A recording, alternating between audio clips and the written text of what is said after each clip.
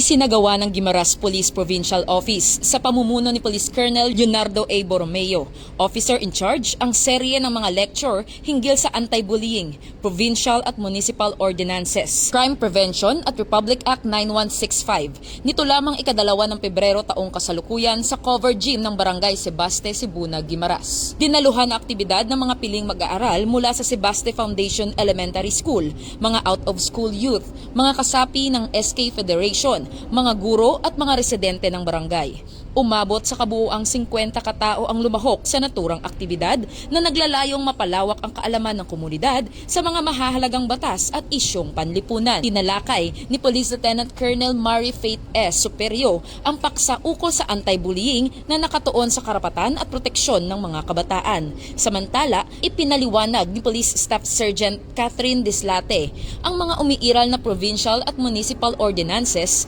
pati na ang crime prevention awareness upang mapalakas ang partisipasyon ng mamamayan sa pagpapanatili ng kaayusan. Ibinahagi naman ni Police Executive Master Sergeant Marivic T. Hapitana ang mahahalagang probisyon ng Republic Act 9165 o ang Comprehensive Dangerous Drugs Act of 2002 na nagbibigay diin sa masamang epekto ng ilegal na droga at sa pananagutan ng bawat isa sa pagpuksa nito. Bilang bahagi rin ng aktibidad, namahagi ang mga tauhan ng Guimaras Police Provincial Office ng IEC materials at flyers tungkol sa minors on wheels at anti-bullying. Pinuri ng mga residente ang inisyatiba ng kapulisan na naglalayong palakasin ang kaalaman at kamalayan ng komunidad para sa isang mas ligtas at disiplinadong komunidad. Mula rito sa Police Regional Office 6, ako ang inyong PNN Correspondent Patrolwoman Justin May Halyores.